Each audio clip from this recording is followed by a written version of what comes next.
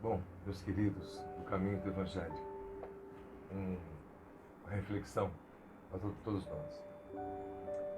Duas maneiras, ou duas visões, ou duas dimensões de nós mesmos. Essa é a proposta da reflexão de hoje. Baseado em Jesus Cristo, modelo e guia dos Espíritas, segundo Allan Kardec e suas obras, ele nos colocou numa dimensão que é infinitamente maior do que a gente podia supor, que a gente de fato valia, dada o contingente da nossa sociedade, a nossa própria história, né? A nossa própria evolução ser marcada por tanta brutalidade, algumas vezes, tantas guerras, outras tantas, né? Mas também tantas histórias e biografias diferentes de superação, grandes cientistas, grandes almas, né? Mas Jesus, quando disse para todos que pudesse brilhar a nossa luz, que a gente podia fazer o que ele fazia e muito mais, desde que a gente aprendesse exatamente o valor da verdadeira vida, que é esse exercício do amar que a gente está aprendendo, tateando. A gente aprende a amar nessa dimensão que Cristo propõe, usando nossos sentidos, o olhar, o tatear, as sensações, o império das sensações, como diz o Espírito Erasto, item A Lei de Amor do Evangelho segundo o Espiritismo, quando diz que no início nós só tínhamos instintos mais avançados, mais corrompidos, sensações, os sentidos, as sensações. Uma vez, na linha da frase dele, quanto mais avançados e depurados, nós teremos sentimentos. E completa ele, e o amor é o sentimento por excelência. Então você vê que nós estamos passando por uma fase de aprendizado do amor que é muito baseado nas sensações, considerando que do instinto, as sensações, aos sentimentos, e a purificação desse sentimento de amor que a gente muito mal conhece, porque na nossa análise, baseado em Allan Kardec, do sistema de mundos, nós estamos num mundo de provas e expiações, querendo sair dele, avançar um tanto mais, em direção ao respeito entre as nações, em direção ao afeto entre as pessoas, em direção desse amor que vai sendo desenvolvido como um sentimento, já não mais sob o império das sensações, que é aonde a gente ainda vive. Os programas, as mídias, as celebridades, o que elas trazem, nosso retorno ao buscá-las, os seguidores, né? De toda ordem, de toda frase mais déspota, na outra frase mais triste, na outra frase mais desavergonhada, né? E as pessoas batendo palmas no campo das sensações, das emoções mais humanas, né? Aquelas que saltam à flor da pele. Mas o que nós queremos dizer da reflexão são duas dimensões. Então, uma dimensão a que o Cristo nos propõe, quando diz que a gente pode fazer o que ele fazia e muito mais. Ou seja, dizendo que a gente é, por finalidade, por destino, seres plenamente felizes, entendendo que a felicidade é essa superação de si mesmo, superação das coisas materiais. Ora, mas se a vida fosse compreendida como muitos dos nossos irmãos de outras religiões, e os ateus também, que ou foram criados por acaso, ou é só apenas uma única vida, uma única experiência com a matéria, portanto no corpo, com a matéria corporal, com a matéria do mundo, com a matéria do ambiente, né, com a matéria das pessoas, das convivências. Se fosse tão somente uma vida, a gente não conseguiria passar da fase de instintos que já fomos quando pré-históricos, quando nós somos recém-criados pela criação, por Deus, ou como queiramos chamar, mas nessa amplitude que a gente ainda desconhece. E no Livro dos Espíritos, quando Kardec pergunta sobre o momento da criação, os Espíritos respondem que ou a gente ainda não tem condições, mas em geral nem eles sabem exatamente. Eles dizem o momento da criação, como isso se dá particularmente. O que se sabe é que tudo em a natureza é evolução, do átomo ao arcanjo. E numa das dimensões que nós estamos propondo a reflexão, é Jesus dizendo que nós podemos ser arcanjos, fazer como ele e muito mais. Mas a segunda dimensão que a gente quer dar aqui, entendendo como dimensão, porque pode haver vários conceitos, até na física há conceitos, você tem, né, no esoterismo há conceitos das dimensões diferentes. Né? A gente, como espírito, acaba dizendo na outra dimensão, né, que seria o mundo espiritual, um tipo de matéria muito mais sutil, que a gente ainda não consegue compreender ou ver, senão pelos efeitos da mediunidade, que ainda é, para a sociedade como um todo, muito pouco esclarecida, né? Objeto de muitas dúvidas, ainda que haja um estudo muito grande, já há mais de século, desde Kardec, pleno em relação à mediunidade, cientificamente estudada, né, por diversos outros autores. Mas nessa segunda dimensão proposta aqui na reflexão, entendemos que, embora na primeira a gente saiba que, por potencial, cada um de nós pode se livrar das mazelas materiais do dia a dia, as preocupações muito humanas, perdoando-se os erros, perdoando os que erraram contigo, entendendo que isso são treinos para o amor, muito mais sentimento, muito menos sensação, muito menos toque, muito menos cheiro, muito menos gosto, muito menos pele, muito mais consciência, muito mais pensamento, muito mais vibração. A gente entender, nesse segundo ponto de vista, que nessa estrada da evolução, como diz a música dos Beatles, nessa longa e tortuosa estrada, que para muitos de nós assim o é, a gente está num ponto ainda no começo da jornada. No começo da jornada. E por que dá para a gente concluir isso? Bom, baseado no próprio estudo espírita, né? Se dos mundos primitivos, onde são destinados as primeiras evoluções humanas, o homem pré-histórico, como o mundo, a Terra já foi um mundo primitivo, quando aqui viveram espíritos, né? Ainda muito, muito primitivos, com seus primeiros pensamentos contínuos, que é um que diferencia os pensamentos dos animais, a inteligência que já há no mundo animal. Já há uma criação e uma evolução, toda uma evolução, desde o reino mineral, todo o reino vegetal, e todos os automatismos aprendidos nas variadas espécies do reino mineral, para que o humano pudesse ter uma série de sensibilidades inatas, instintivas, e poder dedicar-se à sua capacidade intelectiva para sorver, para aprender novas coisas. No começo da caminhada, sentindo fome, tinha que fazer alguma coisa para comer, sentindo frio, tinha que fazer alguma coisa para se proteger.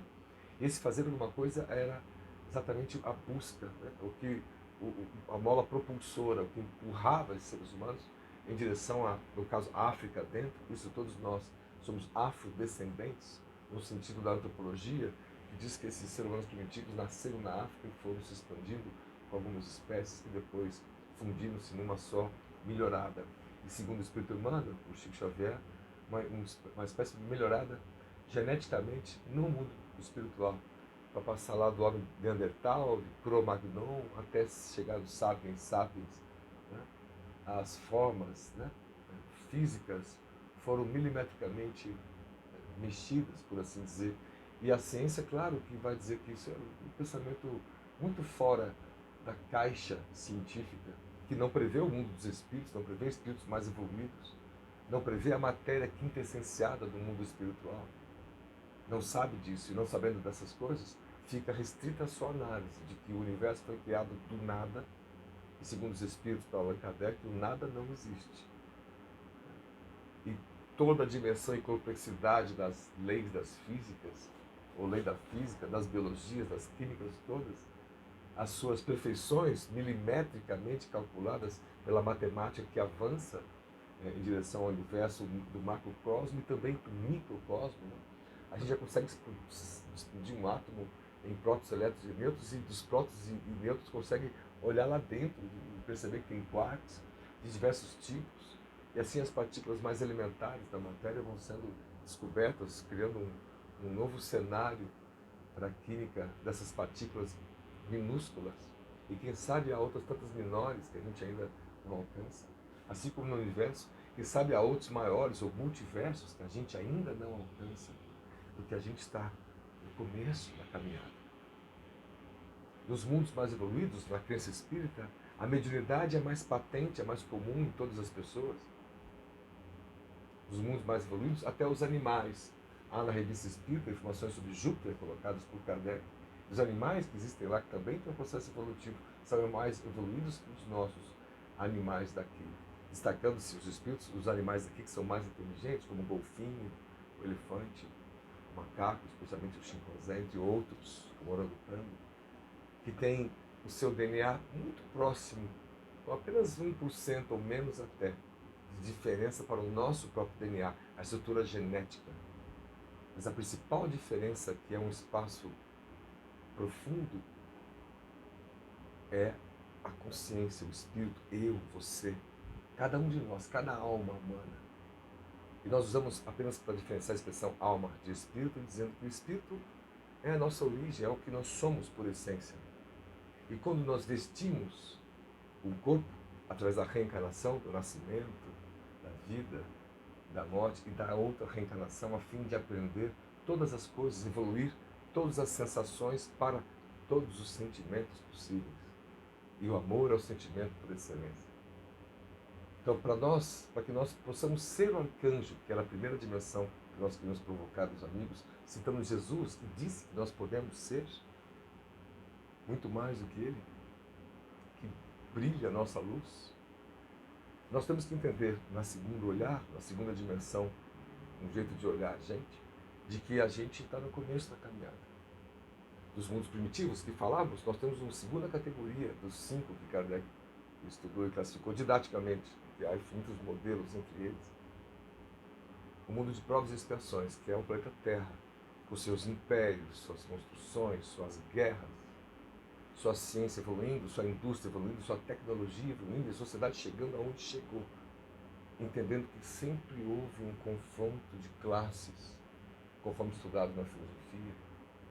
Sempre houve um confronto de ideias, de lados, que é um jeito filosófico de cada um de olhar a vida e o ser humano, os benefícios, os privilégios de nascença, de casta, e a isenção total, num olhar espírita, de desigualdades nesse sentido, entendendo que todos somos uma sociedade, todos somos humanos, filhos do mesmo Pai, regidos pelo mesmo Mestre, que é Jesus na concepção do espírita e do cristão, mas um Jesus que deve ser olhado sem a deturpação dos séculos, que fizeram passar de geração em geração.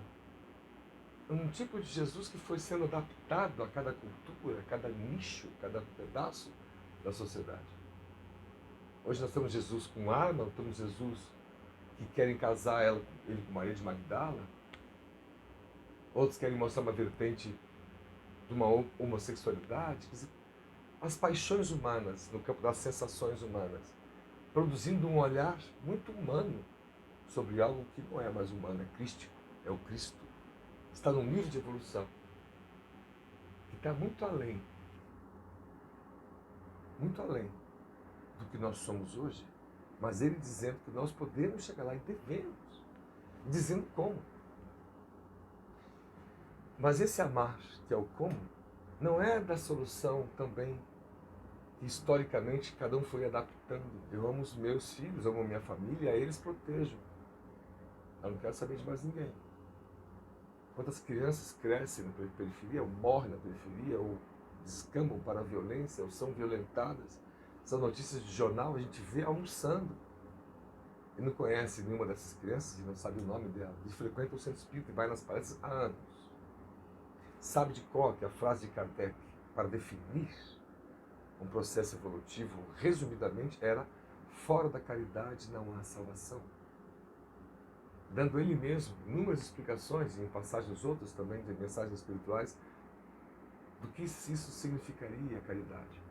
Longe de estar, mas longe de estar, da doação de algo que não me serve mais. Essa camisa não me serve mais. Eu botei, não me serve mais, eu vou dar para alguém que precisa. E eu posso supor que isso seja um gesto de caridade?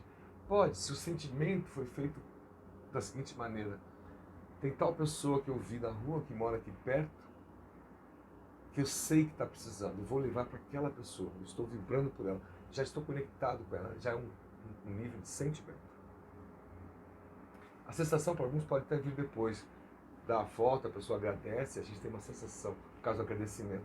Mas a verdadeira caridade carece do agradecimento. Ela não precisa do agradecimento. Ela é feita de forma amplamente voluntária, sem que o outro precise retribuir de nenhum jeito. Porque o sentimento é mais puro. A necessidade de a gente ter que o outro agradeça é para a nossa sensação de bem-estar, sensação no campo das paixões humanas, no campo dos sentidos. o tato, o olfato, o paladar, a visão. Mas a nossa evolução vai para o campo dos sentimentos. É quando o espírito começa a não precisar mais, lá na frente, de um corpo. Porque ele já foi vencendo todas as amarras espirituais. E a matéria que ele tem em contato será cada vez mais sutil, cada vez mais quintessenciada, menos pesada, como ainda é a nossa, proposta pela nossa gravidade, nossa densidade, nossa estrutura. A necessidade de nos alimentarmos, e isso diariamente, a conta de calorias para a manutenção de um tipo de corpo que a gente precisa para a nossa evolução. Os espíritos dizem que a gente se arrasta em comparação com como andam os espíritos que estão num nível muito mais avançado que o nosso. Nas obras do Chico Xavier, o André Luiz conta que há muitas cidades espirituais mais avançadas que o padrão vibratório coletivo do planeta Terra. E nessas reinavam a serenidade, a tranquilidade, a paz de espírito. Imagina você ver sem medo, sem fome, sem dor. Eventualmente com saudade, que muitas histórias lá ainda remontam a espíritos que são gratos ou parentes, são ligados pelos séculos e que estão reencarnados e sofrendo as injunções da própria vida no planeta Terra, como é a nossa vida no nosso planeta Terra. Mas aquilo confiantes, porque sabem que todo obstáculo que cada um supere aqui, toda doença, toda dor, toda saudade, que não se transforma em uma viciação, que não se transforma em desespero, que não se transforma em uma depressão paralisante, mas que se transforma em alguém que agora é voluntário para ajudar numa causa social e vai conhecer de nome e a casa de alguma criança que precisa, lá na periferia, deixar de ser estatística de jornal e ser um cristão espírita e fazer como Jesus fazia, já que é uma dele guia, e ir lá com constância. Por que não? Um olhar do aquele Jesus dos primeiros anos, que era ainda respeitado como tal, visto como tal, como um salvador que doou sua vida. E isso tem mais sentido quando a gente compreende que ele doou sua vida pedindo para que os outros que o seguissem doassem também. Esse é o exemplo. Não era só para nós mistificarmos Jesus, colocando no aparelho, dizendo ele doou a sua vida por nós. Então, não preciso fazer mais muita coisa, já que eu tenho ele. Não, ele disse, ele mostrou, ele viveu e morreu de um jeito que não literalmente, né? Ninguém está pedindo para ser martirizado na cruz, mas sofrer injustiças faz parte da vida. Ele comentou isso no Sermão da Montanha. Bem-aventurados são os que sofrem perseguição por causa de justiça, ou em meu nome, porque serão bem-aventurados, serão felizes, serão no futuro. É depois que a gente vencer o obstáculo, já que está sendo injustiçado, se defendendo, mas injustiçado, vencendo as maledicências, vencendo as pandemias, vencendo as diferenças, as distâncias, vendo cristãos e espíritas aqui e lá, e por todo lado, defendendo ideias que são muito apaixonadamente materialistas, apegadas à matéria mais rasa. Nosso papel como espírita é entender que a caridade, que Kardec disse, é muito mais o campo dos sentimentos da nossa atuação para com o outro, para que ninguém sofra, ou para que as pessoas sofram menos, para minorar as dores do outro, assim diminuo a minha mesma. A melhor maneira de diminuir a sua dor é doando-se para alguém que esteja com alguma dor, a fim de diminuir a dor da outra pessoa, ou alavancar a educação de outra. Por isso provocamos que os templos espíritas, que são estruturas às vezes muito grandes, muito boas, que ficam fechadas a maior parte do tempo, e especialmente num ano difícil como este dos isolamentos, que possam abrir ordenadamente, com voluntários que são frequentadores que já são da casa, e fazer dali pequenos coletivos de educação, trazendo crianças das periferias, levando ali no contraturno escolar, nunca um adulto ou alguma criança, usando métodos pedagógicos ou de ONGs que já existem, já pensaram nisso, já aprenderam refletindo ou já aprenderam errando. Mas fazer, ensinar as matemáticas, ensinar as línguas, ensinar o afeto. Acompanhar a mãe daquela criança que eventualmente precisa de uma cesta básica, que está lá vivendo de um Bolsa Família, que tem muita gente que é contra, e essas famílias, se não for isso, não tem de fato o que comer. E mesmo com isso, volta e meia volta, estão com dificuldade de ter alimentos. As reportagens estão por aí, as notícias estão por lá. Entender-nos, a cada um de nós, em duas dimensões, significa dizer você, para frente do espelho, que você pode mudar o mundo, mudando a si mesmo com uma energia incrível, como foram algumas das principais biografias que por aqui passaram. Você pode ser arcanjo. Mas entender, por outro lado, que a gente está no começo da caminhada. E isso não deve ser motivo de a gente se acomodar porque está no começo da caminhada, mas sim de acelerar a reflexão. Que é chegada a hora que o mundo está nesse momento, como diz já o esoterismo antigo, o espiritualismo moderno, vários pensadores espíritas, mensagem de Chico Xavier, está no YouTube, as entrevistas lá no final dos anos 60, nos anos 70, o programa Pinga Fogo, ele falando desses momentos em que nós iremos passar para o mundo em transição, um mundo melhor, onde não é que não exista o mal, não existirá o mal. O mal será a ausência do bem. É diferente do mal efetivo, ativo, transgressivo que a gente vê hoje. Os casos de feminicídios, os homicídios, as mortes todas, por gente que não conseguiu ter atendimento, toda uma violência em discursos. Que mundo a gente quer? É o mundo que a gente começa a viver. Eu quero um mundo ambientalmente correto, quero respirar nele, então eu já começo fazendo a minha parte, reciclando em casa, minimamente isso. Conhecendo o catador ou catadora a quem eu posso destinar o material mais rico, como latas, como papelão, combinado com ele. Assim não precisa chegar a abrir o lixo de cada um para tirar o que tem de valor para ele, fechar o lixo, ficar exposto a toda uma série de, francamente, de restos da sociedade. Isso não é justo. O cristão tem o dever imediato de implantar essas novas rotinas em direção ao sentimento. Quando eu tenho sentimento, eu não vou permitir que um catador, uma catadora abra o lixo e se corte.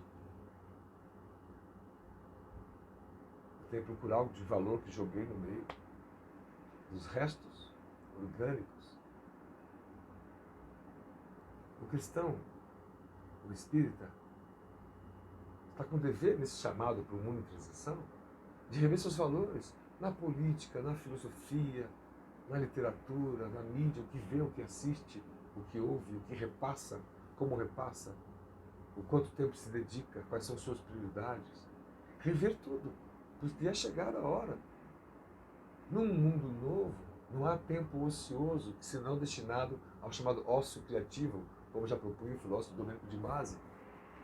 No momento de ócio que eu me inspire, que eu faça outra coisa, tenha um hobby, quer dizer, uma vida mais complexa, melhor, com mais sabedoria, mais próxima da família.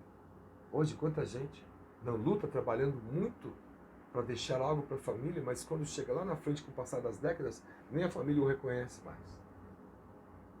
E vão lutar por cada centimo de riqueza deixado por você que lutou muito a vida toda. E quando você, o rico que chegou nessa condição, desencarnar, a família vai brigar pelo seu espólio, pelos seus restos. Então, a nossa postura, e é de cada um, não é de julgamento em relação ao outro, a quem nós seguimos, o que nós aplaudimos. Se a gente aprender com Jesus a não atirar pedras em alguém, porque a gente está achando que a pessoa pecou a traição, a pecadora do Evangelho, e a gente pode dizer que atira o primeiro post nas redes sociais aquele que estiver sem pecado. Então são maneiras, são jeitos, são dimensões. Nós estamos chamando aqui, roubando o termo dimensão, para usar estes dois olhares, duas dimensões, duas formas de ver o ser humano. Saber que cada um de nós foi criado num momento que ainda é misterioso para nós. Mas ganhamos individualidade, e a ciência ainda não descortinou isso. Muitos chegaram muito perto, muitos descortinaram isso, mas a ciência é oficial. Nós chegamos nisso. As religiões fizeram tanto caso das suas próprias religiões, tantas distorções, que boa parte da sociedade fica, se fala em Jesus para um jovem, fica assim, já sei que discurso que vai vir depois disso. Um discurso moralista, acaba não entendendo a beleza de uma poesia no Sermão da Montanha, não entendendo alguém que resolve viver para os outros, com os mais simples, num gesto de evolução. Já espíritos falavam de uma grande revolução, mas a palavra revolução ganhou contornos agressivos e não há nada de agressivo no Evangelho, pelo contrário. Então, esse jeito de olhar a nós mesmos, no frente ao espelho, nos faz felizes por acreditar, por saber, em nome da fé raciocinada, que a gente vai e tem condições de chegar muito longe, de sentir uma felicidade, uma tranquilidade, uma paz de espírito, de consciência, que está fazendo a sua parte já nesta vida. E com o potencial de ir muito além, de ser um espírito estrela. Né? Essas pessoas não existem, estamos aqui criando no sentido de que brilhe a vossa luz, né? de chegar nesse nível de luminosidade, digamos assim. Numa luz também que é muito mais sutil, em níveis de vibração que os nossos telescópios e microscópios não captaram ainda. Mas nas próximas décadas isso está previsto.